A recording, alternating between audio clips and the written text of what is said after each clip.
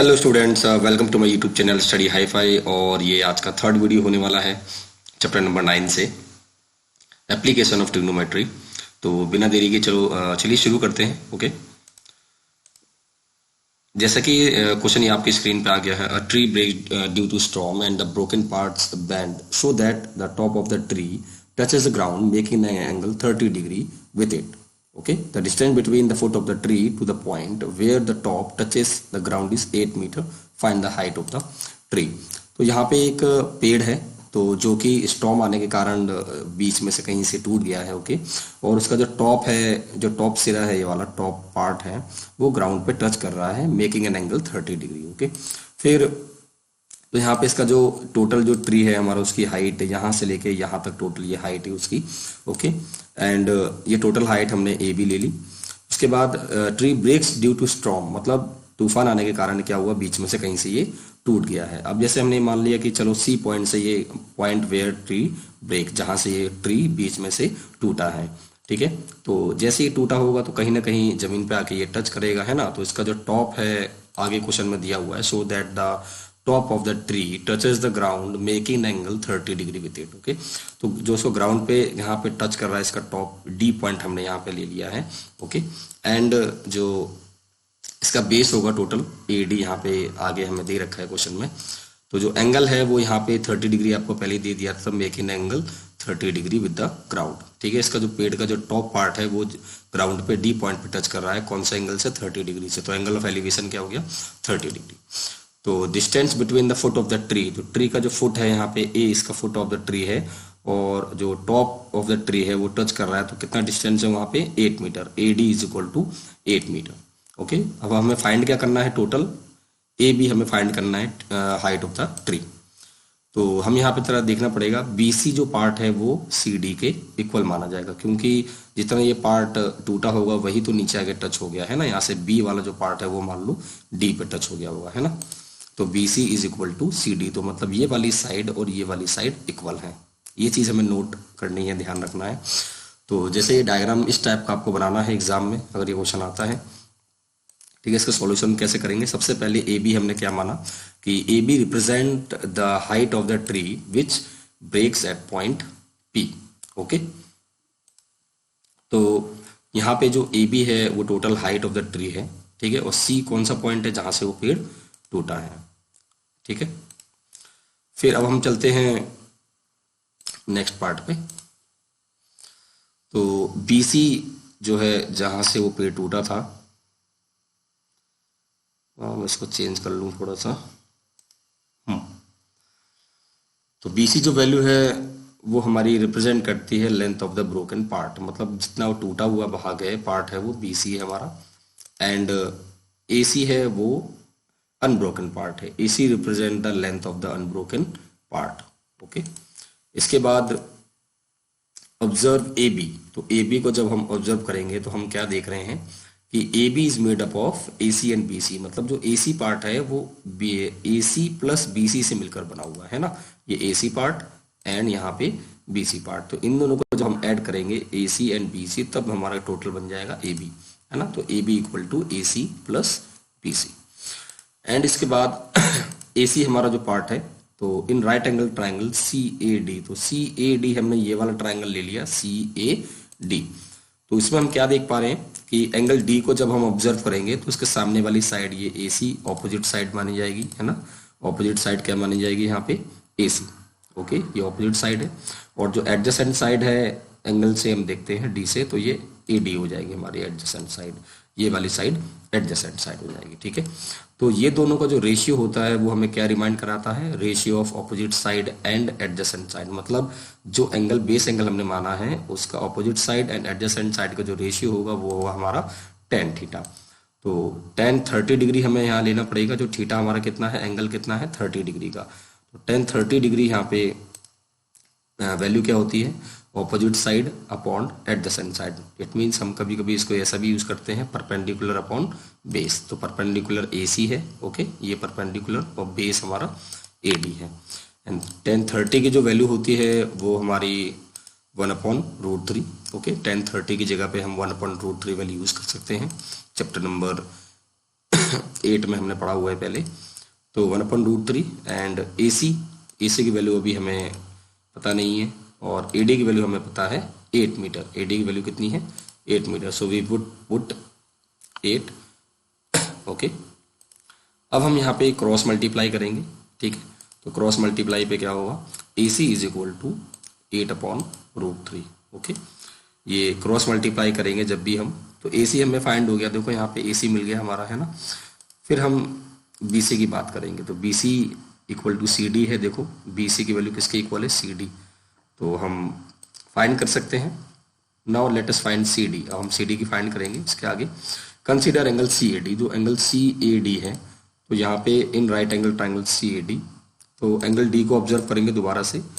तो adjacent side कौन सी मानी जाएगी? ये वाली मानी जाएगी, है ना, एडजेसेंट साइड।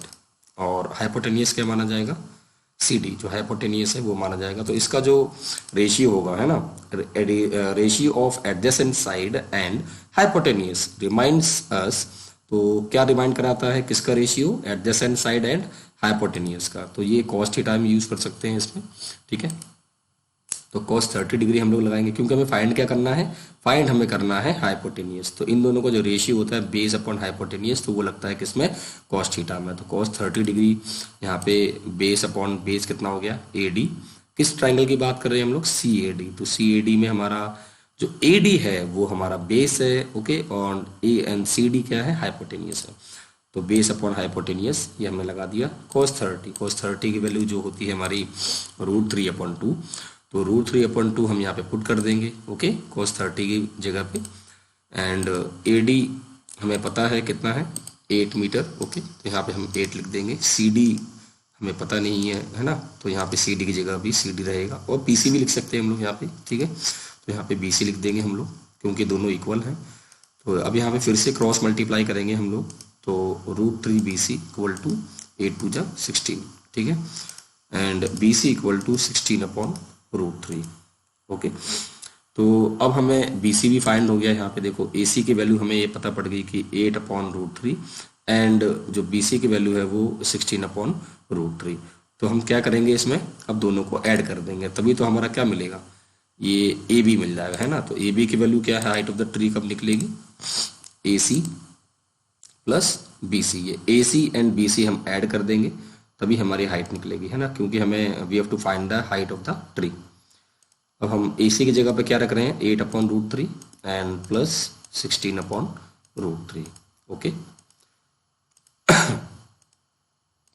तो यहाँ पे जब हम ऐड करेंगे तो जो LCM आएगा वो √3 आएगा हमारा, है ना। तो ये 24/√3। और फिर आप जानते हैं कि जैसे ही हम लोग √3 नीचे यहाँ पे होता है, तो या अंडर रूट में कोई भी नंबर आता है यहाँ पे इरेशनल नंबर, तो हम लोग क्या करते हैं? रेशनलाइजेशन कर देते हैं डिनोमिनेटर को। यहाँ पे हम now let us rationalise the denominator. यहाँ पे हम लोग इसको रेशनलाइज कर देंगे 24/√3 इंटू √3/√3। ओके, अब यहाँ पे मल्टीप्लाई करेंगे हम 24 का √3 में, तो 24√3 एंड अपॉन √3 इंटू √3 करोगे तो ऑब्वियसली ये बहुत ही सिंपल चीज़ है। ये छोटी छोटी चीज़ें आपको आनी चाहिए। √3 इंटू √3 क्या हो जाएगा? 3। तो 3 8 जा 24 हम कैंसिल कर सकते हैं इसमें। तो फाइनली जो आंसर आएगा हमारा 8√3। और वैसे हम लोग इसको और आगे भी कर सकते हैं √3 की वैल्यू रख के। तो √3 की वैल्यू 1.732 भी होती है, 1.732 कभी कभी। तो हम लोग को ज़्यादा इतना सेंटीमीटर मिलीमीटर में तो नहीं करना पड़ता है ना हाइट, तो नॉर्मली हम 1.73 ले लेंगे मल्टीप्लाई में। एंड जब हम इसका फाइनली आंसर देखते हैं क्या आ गया? 13.84 मीटर। Okay, 13.84 metre. तो यही हाइट होगी फाइनली ट्री की, जो ब्रेक हुआ था टोटल। तो height of the tree is 13.84 metre. अगर आपको क्वेश्चंस सही तरीके से समझ में आ रहे हैं तो आप लाइक कर सकते हैं, शेयर कर सकते हैं, ओके, अपने फ्रेंड्स के साथ में। और चैनल को अगर आप नए हैं तो सब्सक्राइब भी कर लीजिए। नेक्स्ट क्वेश्चन जो है, from a point on the ground the angle of elevation of the bottom and the top of a transmission tower fixed at the top of a 20 metre high building are 45 degree and 60 degree respectively. Find the height of the tower. तो देखते हैं भाई इसमें क्या है। एक transmission tower आपको यहाँ पे दिख रहा है कि जैसे किसी टावर के ऊपर एक मतलब सिग्नल वगैरह या कोई टावर लगा रहता है बिल्डिंग के ऊपर, है ना। तो ये ट्रांसमिशन टावर बोलेंगे इसको एक तरीके से।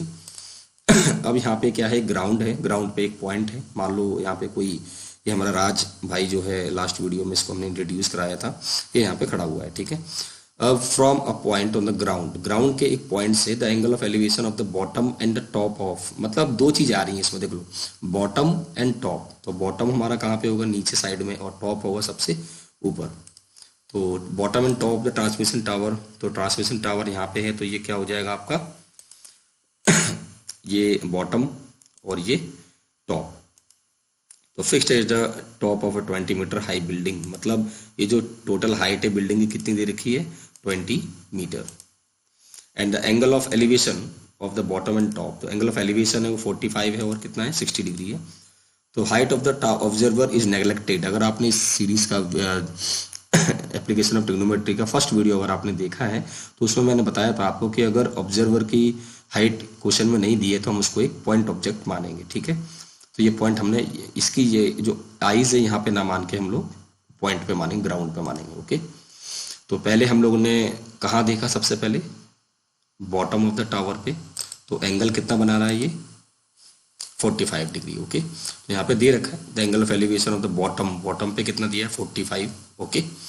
एंड जो टॉप ऑफ द टावर है वो कितना दिया है, 60 डिग्री। तो यहाँ पे आपको दिख रहा है क्लियरली कि जो टावर का जो बॉटम है उस पे एंगल कितना बन रहा है, 45, एंड टॉप पे बन रहा है 60 डिग्री, ठीक है। और इससे आप लोग थोड़ा समझ भी सकते हो कि हाइट ज़्यादा होगी तो एंगल ज़्यादा बनेगा, बड़ा बनेगा, और हाइट थोड़ी कम होगी तो एंगल भी थोड़ा छोटा बनेगा, ठीक है। तो find the height of the tower, तो हमें ये हाइट निकालनी है, ये वाली, यहाँ से लेके यहाँ तक, ठीक है। तो हम लोग ये डायग्राम थोड़ा इस टाइप से ले लेते हैं कि टोटल ये यहाँ पे BC हमें फाइंड करना है ना, और ये बिल्डिंग है AB 20 मीटर, और जो एंगल ऑफ एलिवेशन है टॉप पे 60 डिग्री, एंड बेस पे है कितना, बॉटम पे कितना है, B.45 डिग्री। तो इसको हम लोग देखते हैं, AB represent the height of the building, AB क्या रिप्रेजेंट कर रहा है, बिल्डिंग की हाइट, ओके। दो चीजें हैं इसमें, एक बिल्डिंग है, बिल्डिंग के ऊपर क्या लगा हुआ है, टावर लगा हुआ है। तो AB की वैल्यू है 20 मीटर, एंड BC की वैल्यू कितनी है, तो BC represent the height of the transmission tower, मतलब BC क्या रिप्रेजेंट कर रहा है, height of the transmission tower. तो इसको हमने मान लो x मीटर सपोज कर लिया कि x मीटर है। BC is part of AC, ठीक है। तो BC क्या है, AC का पार्ट है, ठीक है, टोटल। तो एक तरीके से BC की जब भी हम फाइंड करेंगे तो AC में से AB माइनस कर देंगे, मतलब AC में से पूरा यहाँ से यहाँ तक AC है, AC में से अगर हम AB माइनस कर दें तो BC की वैल्यू हम फाइंड कर सकते हैं, ठीक है। तो सबसे पहले हम AB पता है लेकिन हमें AC नहीं पता है, ठीक है। तो to find AC first we need to find AD, मतलब AC को फाइंड करने के लिए AD पता करना पड़ेगा। तो हम यहाँ पे दो ट्राइंगल लेंगे, है ना, पहले BAD ले लेते हैं, इन ट्राइंगल BAD, ये छोटा वाला ट्राइंगल आपको दिख रहा है यहाँ पे 45 डिग्री वाला। तो in right angle triangle BAD, तो एंगल D को हमने जब ऑब्जर्व किया तो इसमें क्या क्या चीजें हैं, एंगल D को, for angle BDA opposite side कौन सी हो जाएगी, AB, ये वाली साइड ऑपोजिट हो जाएगी क्योंकि ये एंगल के ठीक सामने आ रही है ना। और एडजेसेंट साइड कौन सी हो जाएगी, AD, ये वाली एंगल के बगल वाली साइड है ना, जिससे टच हो रहा है। तो ratio of opposite side and adjacent side remind us, मतलब ऑपोजिट साइड एंड एडजेसेंट का साइड का रेशियो जो अभी हमने पढ़ा था कुछ देर पहले लास्ट क्वेश्चन में, tan थीटा यूज करेंगे यहाँ पे। तो tan 45 डिग्री लेंगे हम लोग यहाँ पे, ठीक है, कि इस वाले ट्राइंगल में कौन सा एंगल बन रहा है, ये base angle 45 degree.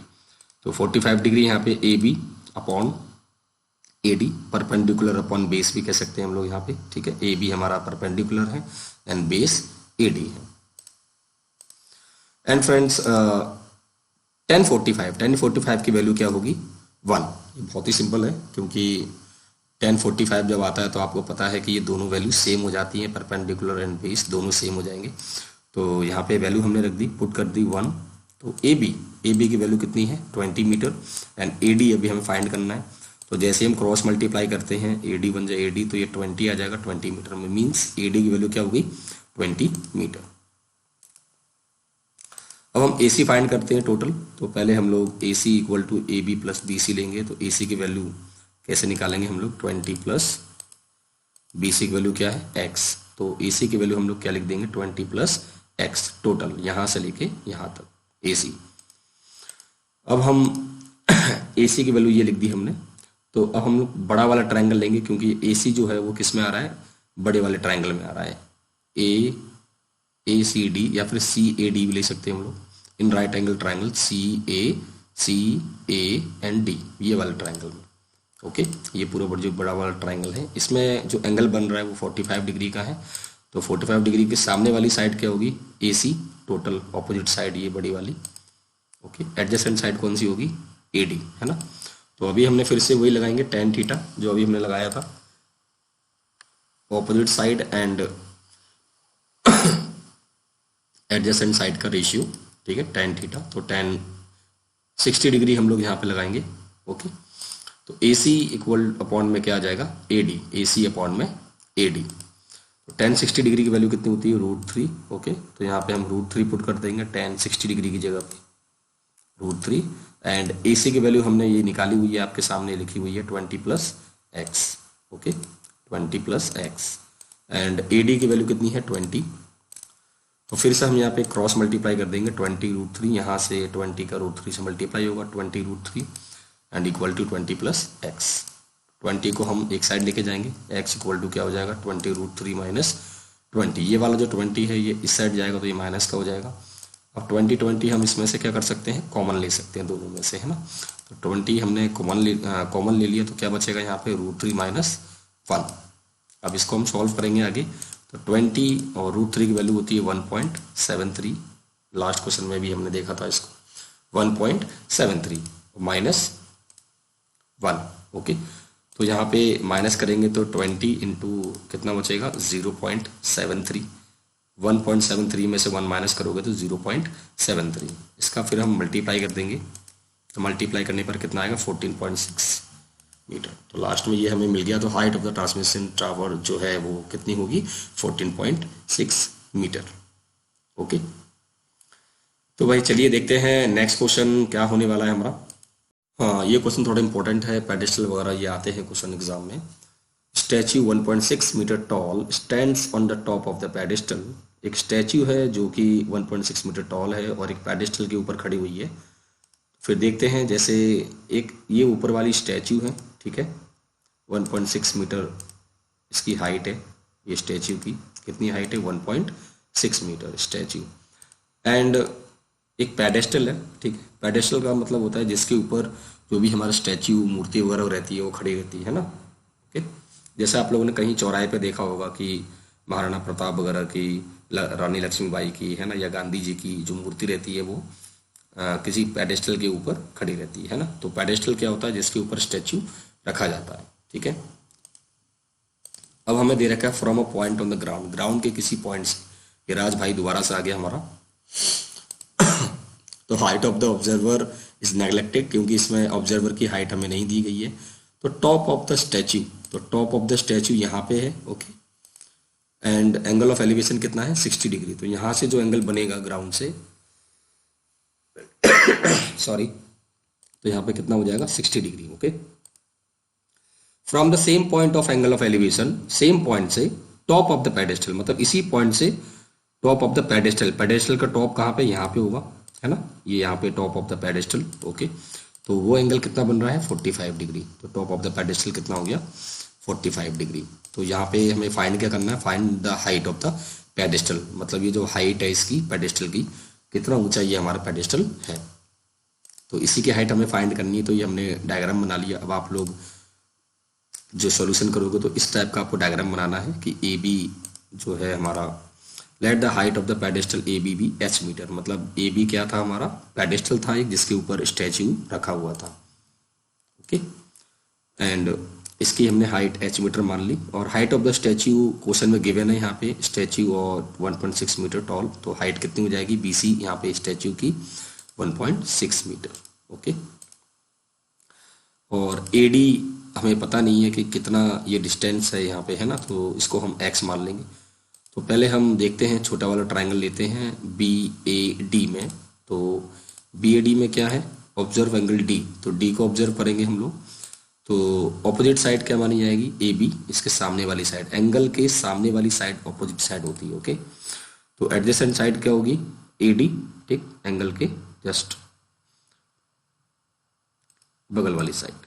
And ratio of the opposite side and adjacent reminders, मतलब ऑपोजिट साइड और एडजेसेंट का रेशियो भी हमने किया था, क्वेश्चन में क्या था, tan थीटा। तो यहाँ पे tan 45 लेंगे, यहाँ पे एंगल कितना बन रहा था 45, तो इसकी वैल्यू होती है क्या, perpendicular A B perpendicular upon में बेस आ जाएगा AD। ओके, तो हम इसको सॉल्व करते हैं। tan 45 की वैल्यू अगेन अभी हमने यूज़ की थी, 1 है, तो 1 यहाँ पे पुट कर दिया हमने tan 45 की जगह पे। एंड AB क्या है, AB की वैल्यू H है अभी हमारे पास, है ना, पता नहीं है, और AD की वैल्यू भी हमारे पास क्या है, X। तो यहाँ पे क्रॉस मल्टीप्लाई करेंगे x का 1 से, तो यहाँ पर x इक्वल टू h आ जाएगा हमारा, ठीक है। क्योंकि जब भी मैंने बताया था आपको कि 45 डिग्री एंगल हो तो ये बेस और परपेंडिकुलर दोनों को दोनों, ये पर बेस हमारा x है, h है, दोनों सेम हो जाएंगे, है ना। क्योंकि 1 होती है वैल्यू tan 45 के, तो यहाँ पे क्रॉस मल्टीप्लाई करते हैं तो दोनों सेम ही आ जाते हैं। ये क्वेश्चन फर्स्ट ले लिया। अब हम बड़ा वाला ट्राइंगल लेंगे, है ना, CAD। तो एंगल D को देखते हैं दोबारा से, तो ऑपोजिट साइड कौन सी मानी जाएगी, जरा देखो यहाँ पे AC is the opposite side and adjacent side कौन सी होगी, AD। तो रेशियो इन दोनों का क्या कहलाता है, वही अभी हमने पढ़ा था, tan थीटा। तो दोबारा से हम tan 60 डिग्री ले लेंगे बड़े वाले ट्राइंगल के लिए। तो tan 60 डिग्री परपेंडिकुलर क्या आ रहा है इसमें, AC, एंड बेस क्या आ रहा है, AD। तो AC अपॉन AD। तो tan 60 डिग्री की वैल्यू होती है √3, तो यहाँ पे हम पुट कर देंगे √3 इक्वल टू AC। तो AC की वैल्यू क्या है, h प्लस 1.6, मतलब h और 1.6 जोड़ देंगे, टोटल हाइट कितनी हो जाएगी यहाँ पे, h प्लस 1.6। एंड AD की वैल्यू अभी हमारे पास निकली थी, क्या थी, h लिख सकते हैं या फिर h भी ले सकते हैं, ठीक है। तो √3x मल्टीप्लाई कर दिया हमने इक्वल टू h प्लस 1.6। यहाँ पे x का क्रॉस मल्टीप्लाई हो गया, यहाँ पे देखो तो ये √3x हो गया। अब हमें ये पता है कि देखो x इक्वल टू h है, तो x की जगह पे हम क्या रख सकते हैं, h रख सकते हैं, है ना, क्योंकि ये दोनों इक्वल हैं। तो we can put x equal to h, तो h प्लस 1.6। इसके बाद फ्रॉम इक्वेशन फर्स्ट से हमने इसका जो वैल्यू पुट कर दी है, तो h एक साइड हम लेके जाएंगे, है ना, तो ये प्लस का इधर जाके माइनस हो जाएगा इक्वल टू 1.6। तो HS हम दोबारा से इसमें क्या करेंगे, दोबारा से जैसे अभी लास्ट क्वेश्चन में हमने किया था 20 कॉमन लिया था, यहाँ पे क्या कॉमन ले रहे हैं, h कॉमन ले रहे हैं। तो h ले लिया कॉमन, तो √3 माइनस 1 इक्वल टू 1.6। तो h इक्वल टू यहाँ पे आ जाएगा 1.6 अपॉन √3 माइनस 1। अब इसको सॉल्व करेंगे आगे। Now let us rationalise the denominator by the taking its conjugate.